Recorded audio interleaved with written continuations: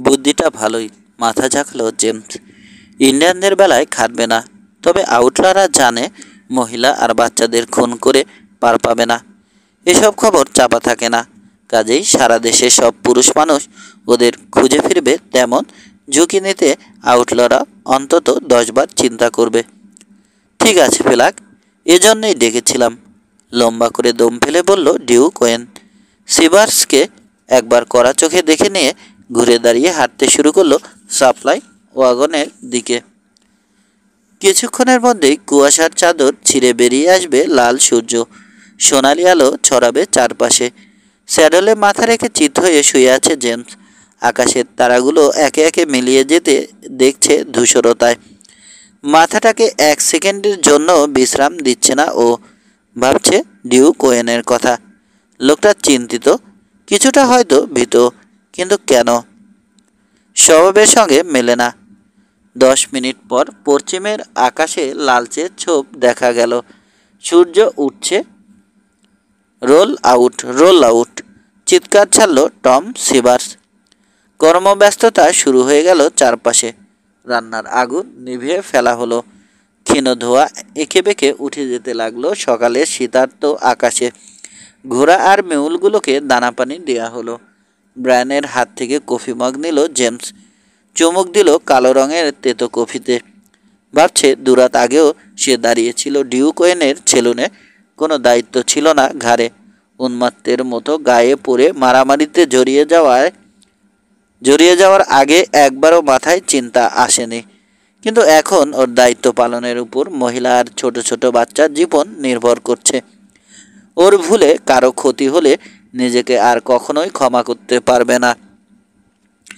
Tom সিভার্স আর গার্ডের দল, মহিলা বাচ্চারা আপন মনে বলে কফিতে চুমুক দিল জেমস। মাথা নেড়ে বলল, না, ডিউক ওয়েন ঠিকই বলেছে, $1000 রোজগার করাটা সহজ হবে না। 5 এক সারিতে রওনা হলো ওয়াগন 10। ঘোড়ায় স্যাডল চাপিয়ে ব্রায়ানকে ওয়াগন নিয়ে এগোতে সাহায্য করলো জেমস। তারপর ট্রেনের সামনে গিয়ে সিভার্সকে বলল, আজকে আমরা পোলক্রিকে ক্যাম্প করব। সিভার্স গোমরা মুখে মাথা ঝাঁকানোয় উত্তর দিকে ঘোড়া ছোটালো জেমস। হাসছে আপন মনে। উঁচু একটা ঢালু জমিতে পৌঁছে থামল সে। ঘাড় ফিরিয়ে দেখল আগুয়ান ওয়াগন 10। সূর্যের প্রথম আলোয় চমৎকার লাগছে দেখতে। কালো গেল্ডিংয়ে চড়ে সবার আগে আগে চলেছে ডিউক ওয়েন। ভঙ্গি দেখে মনে হচ্ছে মস্ত কোনো জেনারেল চলেছে সৈন্য সামন্ত নিয়ে। তার ঠিক পেছনে মেয়েদের বাগি আর ওয়াগন। পেয়সীদের টেইলের ধুলো খাওয়াতে চায় না সেলুন মালিক। আগে পিছে সেলুনের মালপত্র নিয়ে চলেছে ডিউক ওয়েনের ওয়াগনগুলো। মাঝে রয়েছে বাইরের লোকদের ওয়াগন। তাদের সবার শেষে এগোচ্ছে ব্র্যান্ড লন্ট্রি। গার্ডরা ওয়াগন 10-এর দুপাশে আছে, সমান গতিতে ঘোড়া দাবড়াচ্ছে।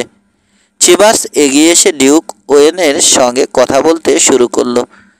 আর দেখার কিছু নেই। ওয়াগন 10 নিরাপদ বুঝে উত্তর দিকে ঘোড়া ছোটালো জেমস। সাইয়ানের এত কাছে বিপদ ঘটার কথা নয়। কালকের দিনটাও বোধহয় নিরাপদ যাবে, কিন্তু এরপর থেকে যে কোনো কিছু ঘটতে পারে। জেনারেল ক্রুক হেরে যাওয়ায় শিউ যোদ্ধারা ছোট ছোট দলে ভাগ হয়ে ঘোড়া আর মাথার খুলি সংগ্রহ করতে বেরিয়ে পড়েছে নিশ্চয়। বুড়ো চিপের কথা মনে পড়ল জেমসের। 14 বছর বয়সে চিপের হাতে ধরা পড়েছিল সে। কখনো অত্যাচার করেনি। আজকে যতটুকু যা জানে সবই শিখিয়েছে চিপ। এখনো কি বেঁচে আছে নিঃসন্তান বুড়ো? যুদ্ধ করে চলেছে। মনে পড়ল সে যেদিন বিদায় নেয়, সেদিন রণসাজ পরে ওকে সম্মান দেখিয়েছিল বুড়ো, বিরল সম্মান। সারাদিনে আরও 2বার থামল জেমস ওয়াগনের অবস্থা দেখার জন্য। চারপাশে ঘাস জমি, উঁচু নিচু হয়ে আছে যতদূর চোখ যায়। সিভার্স নিজের কাজ বোঝে, কথাটা মনে মনে স্বীকার করতে হলো জেমসকে। ঢাল বেয়ে ওঠার সময় প্রতিবার কিছুক্ষণের জন্য ওয়াগন 10 থামাচ্ছে সে। পরিচান্ত জন্তুগুলোকে বিশ্রামের সুযোগ করে দিচ্ছে। ঠিকই বলেছে চিবাস, অনেক পিছিয়ে পড়েছে ল্যান্ট্রিদের ওয়াগন। বুড়ো ঘোড়াগুলো টানতে পারছে না। ডিউক ওয়েনের সবকটা ওয়াগন ওদের ছাড়িয়ে চলে গেছে অনেকখানি দূরে। এখন হয়তো কিছু ঘটবে না, তবে 2-1 দিন পর এরকম পিছনে এগোলে বিপদ হতে পারে। পথে আসার সময় বন জঙ্গল আর উপত্যকার উপর সতর্ক নজর রেখেছে জেমস। অনেক ঘোড়ার ট্র্যাক চোখে পড়েছে ওর। সম্ভবত মাইনার গোল্ড রাশ শুরু হবার আগেই ব্ল্যাক হিলসে পৌঁছতে চাইছে, অথবা এমনও হতে পারে ইন্ডিয়ানদের এলাকা পেরিয়ে যেতে চাইছে দ্রুত। ইচ্ছে করেই শুধু ভালো সম্ভাবনাগুলো ভাবার চেষ্টা করছে জেমস। বিপদ যদি আসে, যখন আসবে তখন দেখা যাবে। আগে থেকে খামোখা মাথা ঘামিয়ে প্রায়ই কোনো লাভ হয় না। পোল ক্রিকে পৌঁছে থামলো জেমস। স্যাডল থেকে নেমে ঘোড়াটাকে পানি খাওয়ানো শেষে চিত হয়ে শুয়ে পড়ল ক্রিকের তীরে ঘাস জমিতে। ঘোড়া বাঁধেনি, জানে মনিবকে ছেড়ে নড়বে না ওটা। আকাশের বুকে টুকরো টুকরো মেঘ উড়ে যাচ্ছে পূবালি বাতাসে ভেসে। প্রকৃতির বিশালতা মনটা উদাস করে দেয়। এক দৃষ্টিতে নীল আকাশ আর সাদা মেঘগুলোর দিকে চেয়ে রইল জেমস। কেন যেন মায়েরা ক্যাম্বেলের কথা মনে এলো। আপন মনে হাসল জেমস। পরিচয় নেই বললেই চলে, অথচ কিনা স্কুলের ছেলেদের মতো ভেবে চলেছে ও মেয়েটার কথা। বুনো গোলাপ, কাটা ভর্তি। ওয়াগন ট্রেনের নেতৃত্ব দিয়ে দক্ষিণ দিক থেকে রিজের উপর উঠে এলো ডিউক ওয়েন। জেমস স্যাডলে বসে হাঁটার গতিতে এগুলো সেদিকে। মাথা থেকে ক্ষণিকের জন্য মুছে গেছে মায়েরার চিন্তা। খেয়াল করে দেখল ল্যান্ট্রিদের ওয়াগন পৌঁছায়নি এখনো। ল্যান্ট্রিরা কোথায়? ডিউক ওয়েনের ফুট 10 মধ্যে পৌঁছে জানতে চাইল সে। সিরাক করল সেলুন মালিক। পেছন পেছন আসছে। কাল সকালে ওদের 2টো মিউল ধার দেব, যাতে এমন আর না হয়। যাই দেখি কি অবস্থা। উঁচু ঢালের দিকে ঘোড়া ছুটিয়ে বলল জেমস। মেয়েদের বাগি পার হওয়ার সময় ওকে দেখে হাসি মুখে হাত নাড়ল সুসানা। মায়েরার ওয়াগনের সামনে দিয়ে যাওয়ার সময় দেখলো চালাচ্ছে অ্যালিস্টার। পাশের ছিটের উপর বসে আছে মায়েরা। ওয়াগনের পেছনে চমৎকার একটা স্যাডল হর্স বাঁধা আছে দেখে নিশ্চিন্ত হলো জেমস। ওরা অন্তত পিছিয়ে পড়ে ঝামেলা বাঁধাবে না। ওকে দেখে চোপ টিপল অ্যালিস্টার। হাসছে সবকটা দাঁত বের করে। পাল্টা হেসে হাত নাড়ল জেমস। গম্ভীর চেহারায় নড করে জবাব দেওয়ার দায় সারল মায়েরা। সিভার্সে ছড়ানো মিথ্যে কথা বিশ্বাস করেই মেয়েটা হয়তো শীতল আচরণ করছে। মনটা খারাপ হয়ে গেল জেমসের। অকারণেই রাগে লাল হয়ে উঠল। রিজের চড়াই পেরিয়ে নামতে শুরু করলো। ল্যান্ট্রিদের ওয়াগন দেখতে পেল সে। 50 ফুট দূরে দাঁড়িয়ে আছে ওয়াগন। রুগ্ন ঘোড়াগুলোর নাকের পাটা ফুলে গেছে। প্রাণপণে চেষ্টা করেও এগোতে পারছে না 1 ইঞ্চি। স্বামী স্ত্রীও ঠেলছে। জেমস কাছে গিয়ে ঘোড়া থামানোয় ক্ষান্ত দিল ওরা। দম ফিরে ফিরে হতাশ চেহারায় জেমসকে দেখল ব্রায়ান ল্যান্ট্রি। ইতস্তত করে বলল, ভুল করেছি আমরা। এত মালপত্র নিয়ে ডেডউডে যাওয়া কিছুতেই সম্ভব নয়। মারা যাবে ঘোড়াগুলো। ডিউক ওয়েন বলেছে কালকে মিউল দেবে, তখন আর অসুবিধা হবে না তোমাদের। একটু সামনেই পোল ক্রিক, ওখানে পৌঁছতে পারলেই চলবে এখন। লাফ দিয়ে ঘোড়া থেকে নামলো জেমস। স্বামী স্ত্রীকে ঠেলতে ইশারা করে নিজেও হাত লাগালো। পেছন থেকে ওয়াগনে ঠেলা দিচ্ছে ওরা। ঢালের কারণে অসুবিধা হচ্ছে। পায়ে পর্যাপ্ত জোর পাওয়া যাচ্ছে না। নড়ছে না ওয়াগন। ব্যথা চেষ্টা। হতাশ ব্র্যান্ড ল্যান্ট্রি সরে দাঁড়িয়েছে। এমন সময় 1/2 ইঞ্চি ঘুরল চাকা। নতুন উদ্যম ফিরে পেল সবাই। ঠেলতে শুরু করলো গায়ের জোরে। ধীরে ধীরে আগে বাড়ল ওয়াগন। মনে হলো অনন্তকাল পরে এক সময় উঠে এলো রিজের উপরে। আমরা পেরেছি। বাচ্চা ছেলের মতো লাফ ঝাঁপ শুরু করে দিল ল্যান্ট্রি। পাগলের মতো একবার বউয়ের আরেকবার জেমসের হাত ঝাঁকাচ্ছে সে। ঢালবে সাবধানে, ওয়াগন নামিও, সতর্ক করে দিল জেমস। স্বামী স্ত্রী রওনা হওয়ার পর মুখে আঙুল পুড়ে তীক্ষ্ণ শীষ দিল একবার। ঢাল বেয়ে ছুটে এসে ওর সামনে থামল সোরেল গেল্ডিং। আদর পাবার আশায় নাক ঘষল বুকে, কানের গোড়া চুলকে দিয়ে ওটার চাহিদা পূরণ করল জেমস।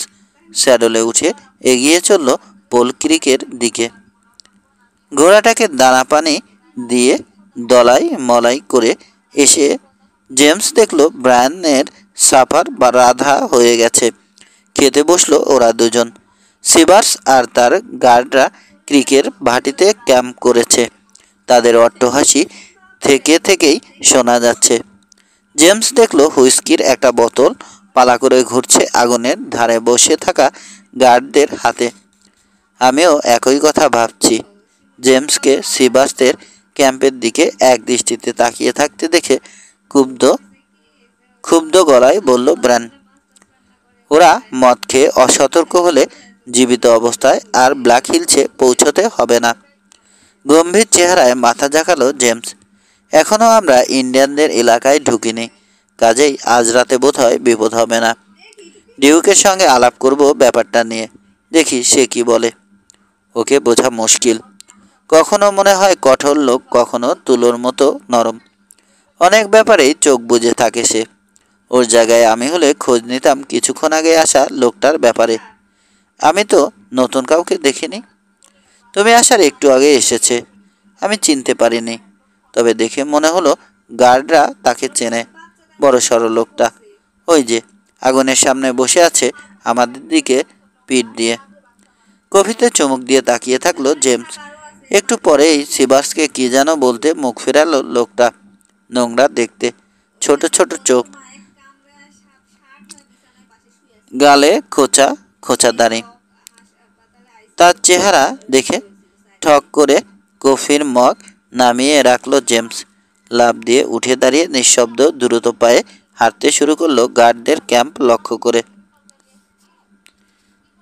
হ্যান্ডবল একার্সকে ভালো মতোই চেনা আছে তার। লাল চুলওয়ালা গার্ড সাবেস প্রথমে দেখতে পেল জেমসকে। হা করেও চুপ হয়ে গেল সে। দেরি হয়ে গেছে। বজ্র মুঠিতে হ্যান্ড বলের দুখাত চেপে ধরে নিজের দিকে ঘোরালো জেমস। চোয়ালে প্রচণ্ড একটা ঘুষি বসিয়ে চিৎকার করে বলল, আজকে যাবি কোথায়? জাকি খেয়ে আগুনের উপর পিঠ দিয়ে পড়ল হ্যান্ডবল একার্স। গুঙিয়ে উঠে গড়িয়ে সরে গেল। বাড়াবাড়ি করলে খতম করে ফেলবো ফ্ল্যাগ। একার্সের দিক থেকে মুখ ফিরিয়ে উঠে দাঁড়িয়ে হিমশীতল কণ্ঠে সতর্ক করল সাবেস। তার ডান হাত ঝুলছে উরুর কাছে। আইকার ডেভ মিলার্সের পেছন পেছন অনেকে দৌড়ে এলো কি হচ্ছে দেখার জন্য। এক মুহূর্তে পরিস্থিতি বুঝে নিল দুই যমজ। আইক গম্ভীর গলায় বলল, বাঁচতে চাইলে তুমি এসবে নিজের নোংরা নাক গলিও না সাবেস। তুমিও সিবার্স। বড় ভাইয়ের পাশে এসে দাঁড়িয়েছে ডেভ মিলার্স। চোয়ালে হাত বুলিয়ে উঠে বলল একার্স। আক্রমণকারীকে দেখে ফিসফিস করে নিজের অজান্তেই বলল, জেমস ফ্ল্যাগ। একটা মুহূর্ত মাত্র, তারপরে নিজেকে সামলে নিল লোকটা। মাথা নিচু করে ষাঁড়ের মতো ছুটে এলো জেমসের দিকে। পিছনে বাঁ পাশে সরে এড়োনোর চেষ্টা করল না জেমস। দুটো শরীর 1 ফুট দূরে থাকতে হাঁটু তুলল প্রতিপক্ষের তলপেট লক্ষ্য করে। থ্যাচ করে একটা ভোঁতা শব্দ হলো। উবু হয়ে গেল লোকটা, দুহাতে গোপনাঙ্গ চেপে ধরে। ব্যথায় চেহারা নীল, মুখ দিয়ে শব্দ বের হচ্ছে না। বুকে লাথি মেরে তাকে মাটিতে ফেলে দিল জেমস। ঝাঁপিয়ে পড়ল তারপর। দুহাত নিপুণ দক্ষতায় চলছে। বাম চোখ বুজে গেল হ্যান্ডবলের। চ্যাপ্টা হয়ে যাওয়া নাকের ফুটো দিয়ে গল গল করে রক্ত বের হচ্ছে। উপরের শাড়ির দাঁতে লেগে কেটে গেল ঠোঁট। আলো গজিয়েছে চোয়ালে। সাপের মতো শরীর মোচড়াচ্ছে লোকটা। ঠেকাতে চেষ্টা করছে বুকের উপর চেপে বসা আক্রমণকারীকে। পারছে না, জোর কমে আসছে। গলা চেপে শ্বাস রুদ্ধ করে দিয়েছে জেমস ফ্ল্যাক। চারপাশ আঁধার হয়ে আসছে, বোতা ব্যথাগুলো মিলিয়ে যাচ্ছে শরীর থেকে। চোখ বন্ধ করলো হ্যান্ডবল। ছাড়ো, ছেড়ে দাও ওকে। জেমসের কাঁধ ধরে অনবরত ঝাঁকাচ্ছে ডিউক ওয়েন, চিৎকার করছে। সেলুন মালিক কি বলছে হঠাৎ বুঝতে পারল জেমস। উঠে দাঁড়িয়ে শেষ একটা লাথি মারল সে একার্সের পাঁজরে। তারপর বড় করে শ্বাস ফেলে নিজেকে সামলে নিল। ডিউক ওয়েনের দিকে তাকিয়ে ঘর ঘরে গলায় বলল, ওকে ঘোড়ায় উঠিয়ে ক্যাম্প থেকে বের করো এখনই, না হলে খুন হয়ে যাবে ও আমার হাতে। মাটিতে শুয়ে কাতরাচ্ছে হ্যান্ডবল। একার্স গোঙানোর ফাঁকে ফাঁকে হাত বোলাচ্ছে ক্ষতবিক্ষত চেহারায়। জেমসের দিকে কড়া চোখে তাকালো চিবাস, কিন্তু নড়াচড়া করল না। স্যাবেস হ্যান্ডবলকে দেখিয়ে খেকিয়ে উঠল, ও তোমার সঙ্গে লাগতে যায়নি, কোন অধিকারে? ঝট করে ঘুরে দাঁড়িয়ে স্কাবার্ড থেকে ছোরা বের করলো জেমস। এটার বেশি কোনো অধিকার তোমাকে দেখাতে হবে? একবার জেমসের চেহারা, আরেকবার ছোড়ার চকচকে ব্লেড দেখল সাবেস। শেষ বিকেলে সূর্য রশ্মি ঠিকরে যাচ্ছে ক্ষুরধার ইস্পাতের ফলায় পড়ে। যাই, ওর ঘোড়াটা নিয়ে আসি। কাপা কাপা গলায় কথা কটা বলে মাথা নিচু করে চলে গেল সাবেস। সে ঘোড়া নিয়ে ফিরে আসার আগে একটা শব্দ উচ্চারণ করল না কেউ। ধরাধরি করে হ্যান্ডবলকে দাঁড় করিয়ে দিল দুই যমজ। ঝটকা দিয়ে ওদের হাত সরিয়ে দিল হ্যান্ডবল। টলতে টলতে ঘোড়ার রাশ ধরে ফেলল। শার্টের হাতায় রক্ত মুছে ফুলে যাওয়া ঠোঁটের ফাঁকে বলল, আবার দেখা হবে ফ্ল্যাক, সেদিন আর এই সুযোগ পাবে না। ঠিক, সেদিন এই সুযোগ চাইব না আমি। এর পরের বার প্রথমেই কলজে ছিঁড়ে বের করে নেব। কোনো কথা আর বলল না হ্যান্ডবল। দ্বিতীয়বারের চেষ্টায় স্যাডলে উঠে বসল। নিষ্ঠুরভাবে স্পারের খোঁচা লাগালো সে ঘোড়ার পেটে। ছুটতে শুরু করলো অবলা জিপটা ভীষণ ব্যথা পেয়ে। মিনিট খানেক পরে চোখের আড়ালে চলে গেল। কেন ফ্ল্যাক? জমাট নীরবতা ভেঙে জানতে চাইল টিম চিবাস। উতে রিজার্ভেশনে হুস্কি ব্যস্ত। পরে ক্রো কাউন্টিতে 16 বছরের একটা মেয়েকে খুন করেছে। ঘৃণা মিশ্রিত গুঞ্জন শুনতে পেল জেমস। ডিউক ওয়েন সহ আরও কয়েকজনের চেহারা রাগে বিকৃত হয়ে গেছে। ওরা আগে জানলে জেমস ফ্ল্যাককে উৎসাহিত করত। নির্বিকার চেহারা চিবার্স আর গার্ডের। হ্যান্ডবল কোনো অপরাধ করেছে বলেই মনে করছে না সম্ভবত। পথে দেখা হয়ে যাওয়ায় থেমেছিল সে। তাছাড়া আমাদের সঙ্গে কোনো মেয়ে নেই, মন্তব্যের ভঙ্গিতে বলতে চাইলেও কৈফিয়তের সুর কণ্ঠ থেকে ঝেড়ে ফেলতে পারল না চিবাস। কোনো মেয়ে না থাকুক, মেয়ে মানুষ তো আছে, ধমকে উঠল জেমস ফ্ল্যাক। ডিউক ওয়েনের দিকে তাকিয়ে বলল, একার্স আউটল, ডেভিলস ফিট গ্যাংয়ের সদস্য। শায়ান ব্ল্যাক হিলসের রাস্তায় প্রথম মাইনার রওনা হওয়ার সময় থেকে লুটতরাজ চালাচ্ছে ওরা। সবকটা বদমাশের হাড্ডি। একার্স এখন জানে যে এটা আসলে ফেইট ওয়াগন 10। আমার ধারণা ফোর্ট ল্যামারির উত্তরে কোথাও আমাদের উপরে সদল বলে হামলা করবে সে। আমি জানতাম না লোকটা এরকম, আগে জানলে থামতে দিতাম না। খোঁচা খোঁচা দাড়ি চুলকে সঙ্গীদের দিকে চকিতে তাকালো চিবার্স। একসঙ্গে মাথা ঝাঁকালো সব কজন গার্ড। ওরাও বলতে চাইছে যে লোকটাকে চেনে না ওরা। কোনো প্রমাণ নেই যে গার্ডরা মিথ্যে কথা বলছে। মাটিতে একদলা থুতু ফেলে ঘুরে দাঁড়িয়ে ব্রায়ানের ওয়াগনের দিকে পা বাড়ালো জেমস গম্ভীর চেহারায়। কিছু দূর যেতেই ওর পাশে চলে এলো ডিউক আর যমজ দুভাই। চিবার্সকে কতদিন ধরে চেনো ডিউক? প্রশ্ন করল জেমস। 3 মাস। পরিচয় হলো কি করে? জ্যাক উইনশিপ পরিচয় করিয়ে দিয়েছে। ওকে তাড়াতে হবে তোমার, বলল আইক। জ্যাক নিজেই খারাপ লোক, সে ভালো কাউকে ওয়াগন বস হিসেবে দেবে কোত্থেকে? চিবার্সকে বড়জোর ফোর্ট ল্যামারি পর্যন্ত রাখা উচিত ডিউক। না, বোধহয় সেটাও উচিত হবে না। হয় চিবার্স থাকবে, না হলে আমি, গম্ভীর চেহারায় বলল জেমস। তোমাদের কি মনে হয় আমার নিজের সিদ্ধান্ত নেওয়ার ক্ষমতা নেই? রাগে থমকে দাঁড়ালো সেলুন মালিক। দাঁড়িয়ে পড়েছে বাকিরাও। জ্যাক উইনশিপের দেয়া লোকের ব্যাপারে সিদ্ধান্ত নেওয়ার ক্ষমতা আসলেই নেই তোমার, ডিউক, বলল আইক। চোখ বুজে আছো, বুঝতে চাইছো না সিবাস বাজে লোক। ফোর্ট ল্যামারির পরও যদি ওর চাকরি থাকে, আমি তোমার চাকরি করব না। আইক যদি না থাকে, আমিও থাকবো না, স্পষ্ট জানিয়ে দিল ডেভ মিলার্স। চুপ করে থাকলো সেলুন মালিক। বেকায়দায় পড়ে কি বলবে বুঝতে পারছে না। ওদের তিনজনকে রেখে ব্রায়ানের ওয়াগনের উদ্দেশ্যে হাঁটতে শুরু করলো জেমস। ও বুঝে গেছে চিন্তা ভাবনা না করে সিদ্ধান্ত নিতে পারবে না ডিউক ওয়েন। যা করার হয়তো ওকেই করতে হবে। মহিলা আর বাচ্চাদের বিপদের মুখে ফেলে কখনোই চলে যেতে পারবে না সে। চাকরি না থাকলেও অনুসরণ করবে ডেডউড পর্যন্ত। 6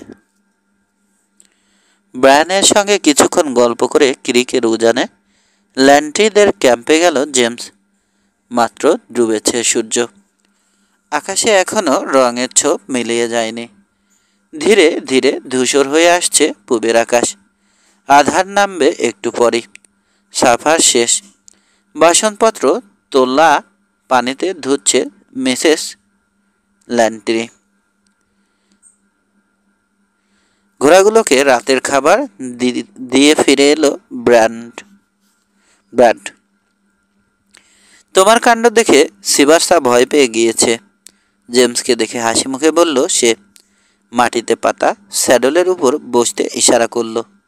ভয় পাবেই, ছল চাতুরিতে ওদের অন্তর ভরা। তোমাকে ভয় পাচ্ছে, সবাইকে নয়। জেমসের পাশে বসে পড়ল খুদে মানুষটা। চুপ করে থাকলো কিছুক্ষণ।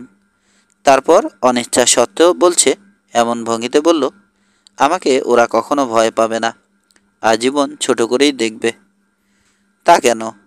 তোমার মতো ভালো মানুষদের ওরা সবসময় ভয় পায়। উজ্জ্বল হয়ে উঠল ব্র্যাড ল্যান্ট্রির চেহারা। জেমসের কথায় মাথা উঁচু করে চলার সাহস ফিরে আসছে ওর। বউকে ডেকে কফি দিতে বলল সে। মহিলা ওদের জন্য কফি নিয়ে আসার পর জেমস জানালো ডিউক কাল সকালে ওদের মেউল ধার দেবে। আমি মেউল সামলাতে পারবো কিনা জানি না, তবে লিলি বোধ হয় পারবে। জিজ্ঞাসু দৃষ্টিতে বউয়ের দিকে তাকালো ল্যান্ট্রি। আমি জানি পারবে, হাসলো জেমস। আমি মেউল সামলাবো, তুমি সামলাবে ব্ল্যাক হিলসে আমাদের দোকান। স্বামীর পিঠে হাত বুলিয়ে দিল লিলি। তাকালো জেমসের দিকে। আমরা পারবো না মিস্টার ফ্ল্যাগ? বাষ্পরুদ্ধ হয়ে গেল মহিলার কণ্ঠ। তাড়াতাড়ি চলে গেল ওয়াগনের পেছনে। আসলে লিলি বড় বেশি আবেগপ্রবণ। খুব কষ্টের জীবন পার করে এসেছে তো। বড় আর শক্তিশালী বলে সবাই ওকে ঠাট্টা করত, এখনও করে। ওরা বুঝতে চায় না আমরা নিজেদের নিয়ে সুখী। ফোঁস করে দীর্ঘশ্বাস ফেলল ব্র্যাড। জীবনে অনেক দম্পতি দেখেছি, তবে সুখী হতে দেখেছি কমই। তোমরা নিজেদের বোঝো, সেটাই বড় কথা। উঠে দাঁড়িয়ে সুস্বাদু কফির জন্য ধন্যবাদ দিয়ে ব্রায়ানের ওয়াগন লক্ষ্য করে পা বাড়ালো জেমস। খাওয়া থাকার ব্যবস্থা ওখানেই করা হয়েছে তার। এত তাড়াতাড়ি ঘুমাতে পারবে না হয়তো, তবে বিশ্রাম নেওয়া দরকার। শিউদের চিন্তা মাথা থেকে ঝেড়ে ফেলতে পারছে না জেমস কিছুতেই। জেনারেল ক্রুক মার খেয়েছে, কিন্তু শিউরা না হারা পর্যন্ত লড়াই চলতেই থাকবে। শেষ পর্যন্ত মাইনারদের সুবিধার জন্য ব্ল্যাক হিলস দখল করার একটা না একটা পথ আঙ্কল স্যাম ঠিকই খুঁজে বের করবে। এভাবেই জমি দখল চলেছে, এভাবেই চলবে। হোয়াইটদের বদলে উল্টে ইন্ডিয়ানরা যদি মিশনারি পাঠাতো, জোর জুলুম চালাতো ইংল্যান্ড ইউরোপ, তাহলে কি ঘটতো মাঝে মাঝে ভাবে জেমস। মায়েরা আর অ্যালিস্টার আগুনের পাশে বসে আছে। ওদের সামনে দিয়ে ব্রায়ানের ক্যাম্পের দিকে চলে যেতে গিয়েও থমকে দাঁড়ালো জেমস। আজকের ঘটনায় মায়েরার মনে কি প্রতিক্রিয়া হয়েছে জানার ইচ্ছে অদম্য হয়ে উঠেছে ওর মনে। ওকে সামনে থাকতে দেখে মায়েরার মায়রাই মুখ খুলল প্রথমে। চিবাস ঠিকই বলেছিল। দেখতে শ্বেতাঙ্গ হলেও আসলে তোমার মধ্যে বুনো একটা জানোয়ার বাস করে। কোনো মেয়েটার কথা বলতে গিয়েও চুপ হয়ে গেল ক্রুদ্ধ জেমস। কি লাভ হবে বলে? হ্যাঁ, আমি বন্য। সিবাস তোমাকে বলেনি যে আমি মানুষ খাই? কথাটা বলে জবাবের অপেক্ষা করল না সে। দ্রুত পায়ে হেঁটে চলে এলো ব্রায়ানের ক্যাম্পে। ভাবছে মায়েরা বোধ হয় ওর ব্যাপারে খারাপ যা কিছু শুনবে সবই বিশ্বাস করবে। ক্যাম্পে ব্রায়ানের পাশে ডিউক ওয়েনকে গাঁট মেরে বসে থাকতে দেখে অবাক হলো সে। লম্বা একটা সিগার ঠোঁটের এক কোণে ঝুলিয়ে কথা বলছিল সেলুন মালিক। ওকে দেখে হাতের ইশারায় বসতে বলল। জেমস বসার পর সময় নষ্ট না করে প্রসঙ্গ পাল্টে ফেলল সে। আমি কথাটা না বললে সুসানা রাতের ঘুম হারাম করে দেবে, তাই বলছি, বুঝলে? সুসানা আর মিলার্সরা ঠিক করেছে তুমি চাকরি না করলে থাকবে না ওরাও। ওদের হারাতে চাই না আমি। মিলার্সরা দুভাই বলছে চিবাস নাকি শয়তান এক লোক। ওর বদলে তুমি চলে গেলে দুভাই চলে যাবে। কাজেই অন্যের কথায় নিজের সিদ্ধান্ত বদলিও না, তিক্ত কণ্ঠে বলল জেমস। বদলাচ্ছি না, তবে ওরা আমার উপর দল বেঁধে চাপ সৃষ্টি করছে। ওদের ধারণা মানুষ চিনতে ভুল করছি, অথচ গত 15 বছর ধরে আমি পেশাদার জুয়ারি। অতই যদি কাঁচা হতাম তাহলে এতদিনে ফতুর হয়ে যাওয়ার কথা ছিল। একটা প্রশ্নের জবাব দাও ডিউক, বলল জেমস। সেলুনে মারামারি করার পরও আমাকে চাকরি দেওয়ার ব্যাপারে এত উৎসাহ দেখালে কেন?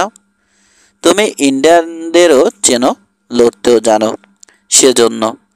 পরপর কয়েকটা টান দিয়ে সিগারটা আগুনে ফেলে দিল ডিউক ওয়েন।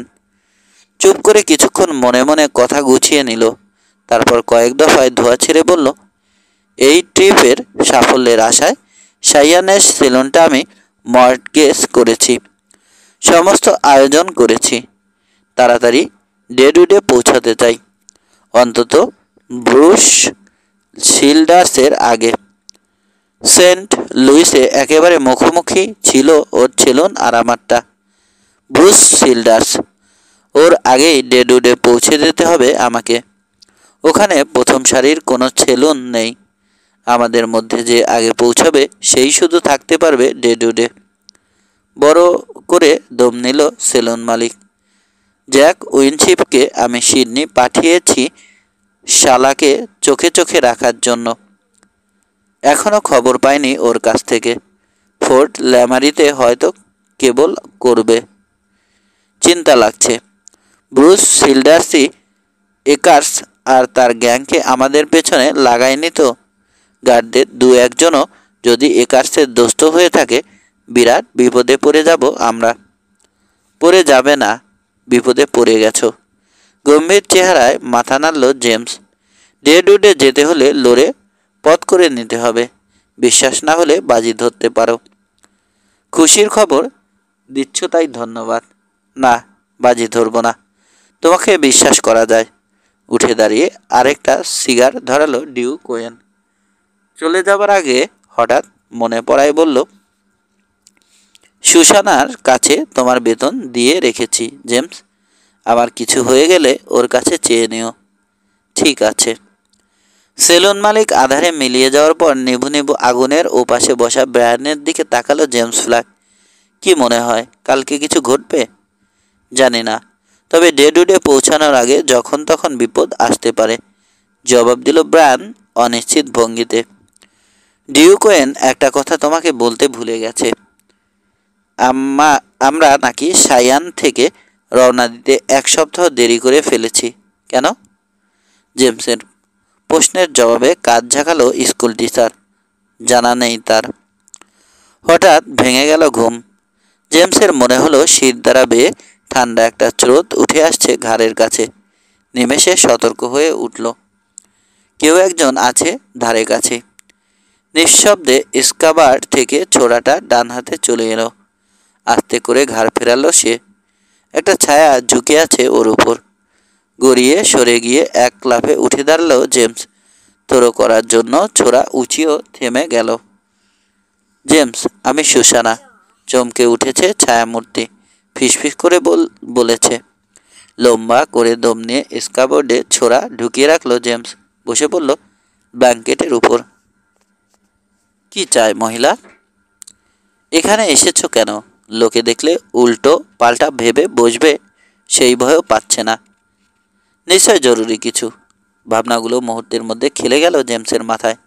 কথা বলল সুসানার অনুকরণে অতি নিচু স্বরে। ঘুম ভাঙার কতক্ষণ আগে এসেছো? জেমসের খুব কাছে সরে বসলো সুসানা। কানের কাছে মুখ নিয়ে বলল, বেশিক্ষণ হয়নি। আরও আস্তে কথা বলো। আমি চাই না ডিউক বা আর কেউ টের পাক এখানে এসেছি তোমার কাছে। কেন, ডিউক ওয়েন হিংসে করবে বলে ভয় পাচ্ছ? আরও আস্তে বলো। কপট ধমক দিয়ে নিঃশব্দে হাসল সুসানা। হিংসে? আমার ভয় হয় ডিউক বোধহয় কখনোই আমার ব্যাপারে কাউকে ঈর্ষা করবে না। ও আছে অ্যাবিকে নিয়ে। আমি দূর হয়ে গেলে খুশি হবে। যাই হোক, অন্য কাজে এসেছি আমি। তোমাকে বলবো কি বলবো না এ নিয়ে অনেক চিন্তা করে ঠিক করেছি বলবো। তুমি যা জানবে সেটা ডিউককে বলতে পারবে না, কিন্তু ভীষণ রেগে যায় ওর ব্যাপারে কেউ নাক গলালে। কি বলতে এসেছো বলে ফেলো। ডিউক বা আর কেউ জানবে না। আমার আর মিলাসদের ধারণা চিবার্স একটা বিশ্বাসঘাতক, কিন্তু ডিউক ও কথা মানতে রাজি না। আসলে জ্যাক উইনশিপকে সে বিশ্বাস করে। তার দেয়া লোকের দোষ চোখে দেখতে পায় না। আমরা জানি জ্যাক একটা জঘন্য লোক ডিউককে ঠকাচ্ছে, কিন্তু হাতে কোনো প্রমাণ নেই যে একটা কথা বলবো। আমাদের তিনজনের মনে হয় ডিউকের শত্রু ব্রুস সিল্ডার্সের কাছে বিক্রি হয়ে গেছে উইনশিপ, আর সেজন্যই চিবার্সকে ওয়াগন বসের চাকরি দেওয়ার সুপারিশ করেছে।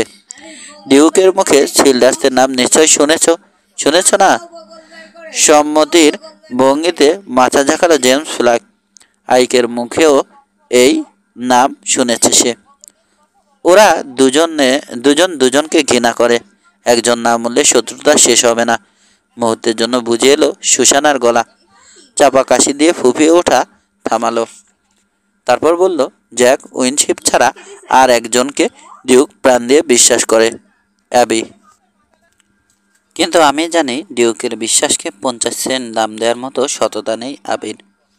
দুশ্চরিত্রা, বাজে, শয়তান মেয়ে ছেলে একটা। সুযোগ পেলে ডিউকের সর্বনাশ করবে।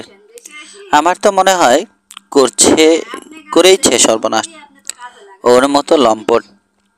সুসানা, তুমি যদি শুধু অন্য মেয়ের বদনাম করতে এসে থাকো তাহলে। না, আমি বদনাম করতে আসিনি। বলতে এসেছি যে ডিউক ডেডুডে $50,000 সোনা নিয়ে চলেছে। ওর ধারণা এত টাকা লাগবে সুন্দর একটা সেলুন চালু করতে। 3 মাসের মধ্যে দ্বিগুণ লাভ তুলে নিতে পারবে ভাবছে। সুসানা, তুমি যদি শুধু অন্য মেয়ের বদনাম করতে এসে থাকো তাহলে। না, আমি বদনাম করতে আসিনি। বলতে এসেছি যে ডিউক ডেডুডে $50,000 সোনা নিয়ে চলেছে। ওর ধারণা এত টাকা লাগবে সুন্দর একটা সেলুন চালু করতে। 3 মাসের মধ্যে দ্বিগুণ লাভ তুলে নিতে পারবে ভাবছে। তুমি ছাড়া এ খবর আর কে জানে? কারো জানার কথা নয়, অথচ জানে বোধহয় অনেকেই। আজকে অ্যাবি আইককে বলেছে যে ময়দার ব্যারেলের ভেতর কি আছে সে জানে। নিশ্চয় বোকার মতো ওর কাছে মুখ খুলেছে ডিউক। না হলে ডাইনিটা জানলো কি করে? ভেবেছিলাম ডাকাতি হলেও ময়দার ভারী ব্যারেল নেয়ার ঝামেলায় যাবে না আউটলরা, কিন্তু আসলে নেবে ঠিকই। সন্ধ্যের আগে অ্যাবির ওখানে গিয়েছিল চিবার্স। থেকেছে অনেকক্ষণ। এমন হতে পারে অ্যাবির কাছ থেকে শুনে তোমার হাতে মার খাওয়ার লোকটাকে জানাবে চিবার্স। বুঝলাম, $50,000 সোনা মার গেলে শিল্ডার্সের সঙ্গে লড়াইতে নামার আগেই হেরে বসবে ডিউক ওয়েন। কিন্তু এসব কথা আমাকে জানাচ্ছ কেন? ডাকাতিটা লোভে পড়ে আমিই করলে তখন সুসানা? মেয়েরা মানুষ চেনে, তোমার মধ্যে লোভ নেই। আরেকটা কথা, ভুলে যেও না তোমার $1,000 আমার কাছে রাখতে দিয়েছে ডিউক। ওই থলি হাতে পেতে হলে ডেডুডে আমরা যাতে জীবিত পৌঁছতে পারি সে চেষ্টা করো। একগাল হাসল জেমস ফ্ল্যাক। সুসানা নিঃশব্দ পায়ে চলে যাবার পর মনে মনে বলল, $1000 পাওয়া আরও কঠিন করে দিয়ে গেল নাপিত মহিলা। শুয়ে পড়ল সে, কিন্তু ঘুমাতে পারল না বাকি রাত। ভোরে সূর্য ওঠার পর যখন সিবার্সের রোল আউট চিৎকার ভেসে এলো, তখনও $50,000 চিন্তা মাথা থেকে দূর করতে পারেনি সে। 7 ঘোড়ায় স্যাডল পরিয়ে সাবেসকে দেখতে পেল জেমস। দুটো মিউল টেনে ল্যান্টিদের ক্যাম্পে নিয়ে গেল লোকটা। দড়িটা ব্র্যাডের হাতে ধরিয়ে দিয়েই ঘুরে দাঁড়িয়ে হাঁটতে শুরু করলো। বিরক্ত হয়েছে। এমন একটা যাচ্ছে তাই কাজ বাধ্য হয়ে করতে হলো, তাই সসম্মানে বোধহয় লেগেছে তার। জেমস দেখল স্বামীর দিকে খেয়াল নেই লিলির। এক মনে নাস্তার প্লেট ধুচ্ছে। ব্র্যাডকে ওয়াগনে মিউল জোড়ার চেষ্টা করতে দেখে দুঃখ হলো ওর। খুদে লোকটার মিষ্টি কথা, ধমক আর হম্বিতম্বিতে মোটেও কান দিচ্ছে না খচ্চর। স্থির হয়ে দাঁড়িয়ে আছে। লাইনের বাড়ি দিয়েও যখন কাজ হলো না, ধৈর্যহারা হয়ে একটা খচ্চরের পেছনের পায়ে হালকা লাথি মারল ব্র্যাড। হিসেবে ভুল করে ফেলেছে। লাথি খেয়ে জবাব হিসেবে ব্র্যাডের মাথায় পাল্টা লাথি কষালো বিরক্ত মিউল। কপাল ভালো, খুর পিছলে যাওয়ায় বড় ধরনের দুর্ঘটনা ঘটল না। মাথা ডলতে ডলতে পিছিয়ে গেল ব্র্যাড। অবাক বিস্ময়ে দেখল মিউলটাকে। এগোতে আর সাহস পাচ্ছে না। চেহারা দেখে জেমসের মনে হলো বেচারা এখনই কেঁদে ফেলবে। প্রতিযোগী বলে ব্র্যাডকে মানতেও যেন নারাজ দুই খচ্চর। কান ঝুলিয়ে শান্ত চেহারায় দিগন্তের দিকে চেয়ে রয়েছে। সাহায্য করতে যাবে ভেবেও নড়ল না জেমস। ব্র্যাডের মান ইজ্জতে লাগবে। তাছাড়া সর্বক্ষণ তো আর ওদের সঙ্গে থাকতে পারবে না সে। নিজেদের কাজ নিজেরাই করতে শিখুক সময় থাকতে। শয়তান মিউলগুলো তোমাকে জ্বালাতন করছে ব্র্যাডি। হাতের কাজ সেরে এগিয়ে এসে বুক সমান লম্বা স্বামীর পাশে দাঁড়ালো লিলি। হ্যাঁ ডার্লিং, ওরা নড়ছে না। প্রায় নালিশের মতো শোনালো ব্র্যাডের কণ্ঠ।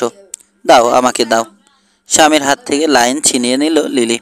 মিষ্টি হেসে বলল, কখনো মিউলদের সঙ্গে নরম ব্যবহার করবে না। সুযোগ পেলেই মাথায় ওঠে। ওগুলো যদি ঘোড়া হতো তাহলে ঠিকই আমি। ওগুলো ঘোড়া না ব্র্যাডি। নতুন আসা মানুষটার দিকে চোখে কৌতূহল নিয়ে তাকালো খচ্চর দুটো। কানগুলো উঁচু করে ফেলেছে। এতক্ষণ গলার আওয়াজ শুনে আন্দাজ করতে পেরেছে যে এবারের প্রতিপক্ষ যোগ্য লোক।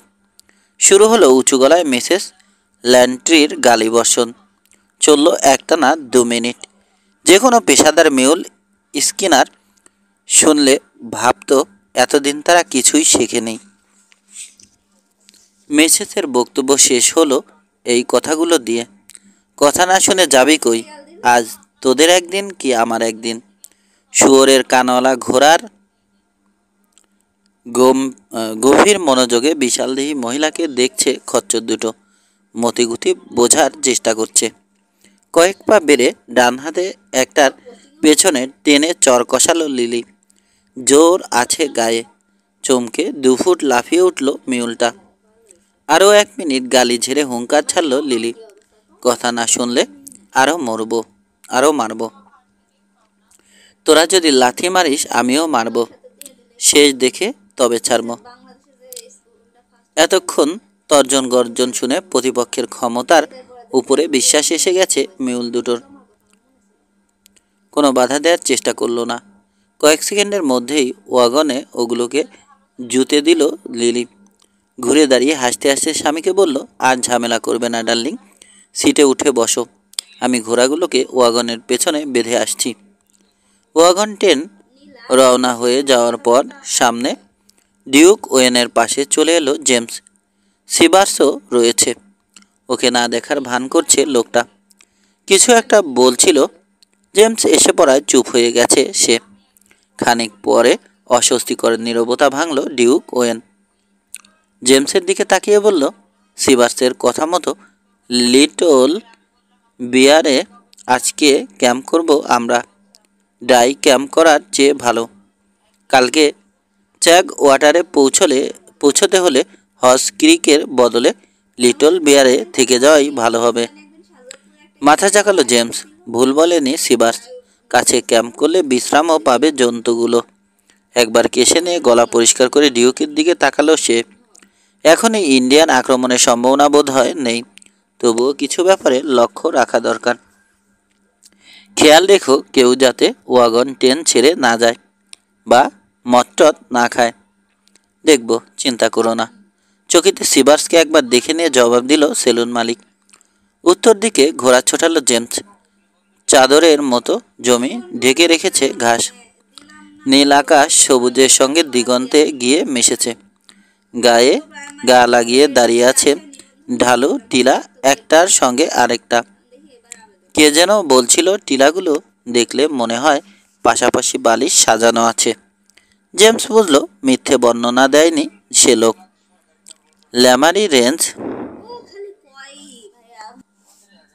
ল্যামারি রেঞ্জ থেকে পূবে বয়ে যাচ্ছে হালকা বাতাস। এখনো শীতল সূর্যের কারসাজিতে উত্তপ্ত হয়ে ওঠেনি। আকাশে আজও সাদা মেঘগুলো আছে। মাঝে মাঝে ক্ষণিকের জন্য ওগুলোর আড়ালে মুখ লুকাচ্ছে সূর্য। আলো কমে এলেই পেইডির জায়গায় জায়গায় রং বদলে যাচ্ছে ঘাসের। প্রকৃতি এখানে উন্মুক্ত আর উদার। রূপ রসের অভাব নেই, তবু বিষণ্ণ আর নিঃসঙ্গ হয়ে যায় হৃদয়। গতকাল সকালের মতোই আজও চারপাশে সতর্ক নজর রাখলো জেমস। আর কোনো ঘোড়ার চিহ্ন চোখে পড়ল না। বিকেলে উপস্থিত হলো ফেগানের রাঞ্চে। মাত্র গড়ে উঠেছে রাঞ্চ। এখনও জায়গাটা ব্যবহৃত হচ্ছে হর্স ক্রিকের স্টপেজ হিসেবে। রাঞ্চ হাউসটা বেশ বড়, 9টা রুম। যাত্রীদের থাকা খাওয়ার ব্যবস্থা আছে। ভাড়ার বিনিময়ে ঘোড়াগুলোও দেখে রাখে ফেগান। আজকে স্টেজ আসেনি, একাই আছে ফেগান। ডিনার সারার পরে জেমস তাকে জানালো এখানে কেন এসেছে। ওয়াগন ট্রেনের স্কাউট শুনে চোখ কপালে উঠল ফোগানের। স্কাউট? ওয়াগন ট্রেনের স্কাউট? স্কাউট দিয়ে কী হবে? 100 মাইলের ভেতর কোনো ইঞ্জিন নেই। শোনোনি জেনারেল ক্রুক রওনা হয়ে গেছে? শিউদের কানাডার ভেতরে ঢুকিয়ে দিয়ে ফেরত আসবে। জেনারেল ক্রুক রোজবাডে ওদের মুখোমুখি হয়েছিল, হেরে গিয়ে পালিয়েছে। হ্যাঁ, তাহলে তো ইন্ডিয়ানরা? সেটাই জানতে চাইছি। গত 2-1 দিনে কোনো ইন্ডিয়ান দেখেছো এদিকে? না। হাত বুলিয়ে মাথার চুলগুলো নেড়ে নিয়ে প্রসঙ্গ পাল্টালো রাঞ্চার। আজ রাতে তোমার লোকরা এখানে থাকবে জেমস। এখানে থাকবে জেমস? না, লিটল বিয়ারে ক্যাম্প করবে। কেন, একা থাকতে ভয় পাচ্ছ নাকি? তোমার কাউহ্যান্ডরা কোথায়? ওরা চ্যাগ ওয়াটারে গেছে রসদ আনতে। হাসার চেষ্টা করলো রাঞ্চার। ভয়? আমি ভয় পাবো? কখনো না। এমনি জানতে চাইছিলাম। ব্যবসা? সবাই সোনার লোভে ব্ল্যাক হিলসে ছুটছে, যাওয়ার পথে তোমার রাঞ্চে থেকে যাচ্ছে। ব্যবসা চলছে কেমন? সরাসরি উত্তর এড়িয়ে গেল ফেগান। আছে একরকম। আচ্ছা, এই যে এত লোক যাচ্ছে ব্ল্যাক হিলসে, পৌঁছে এদের মধ্যে বড়লোক হতে পারবে কজন? তা জানি না, তবে ওরা অন্তত তোমাকে বড়লোক বানিয়ে ছাড়বে। বিল চুকিয়ে টেবিল ছেড়ে উঠে পড়ল জেমস। মাথায় হ্যাট চাপিয়ে বলল, পরে দেখা হবে। ফেগানের কথাটা মাথায় ঘুরপাক খাচ্ছে জেমসের। ব্ল্যাক হিলসের উদ্দেশ্যে পাগলের মতো ছুটছে অজস্র লোক, লাভ হবে কজনের? এবারের গোল্ড রাশও যদি অন্যগুলোর মতো হয়ে থাকে, বেশিরভাগ লোকেরই আশা ভঙ্গ হবে, ফতুর হয়ে যাবে। রিসার্চ রাউল আর জন লিন্টন ওকে বলেনি কেন ব্ল্যাক হিলসে যাচ্ছে? তবে ব্রায়ান কথায় কথায় বলছিল ওরা মাইনার। মিলিটারি তাড়িয়ে দেওয়ার আগ পর্যন্ত ওই দুজন নাকি ব্ল্যাক হিলসেই মাইনিং করছিল। নিশ্চয় খনি পেয়েছে, তাই এখন সপরিবারে যাচ্ছে ফিরে। হঠাৎ জেমসের মনে হলো ডিউক ওয়েনের মতোই হয়তো ওদের ব্যাপারে উৎসাহ দেখাবে আউটলর দল। চেপে ধরলে পরিবারের নিরাপত্তার খাতিরে হলেও খনির অবস্থান বলতে বাধ্য হবে ওরা। রাঞ্চ থেকে বেরিয়ে আধ মাইলও আসেনি জেমস।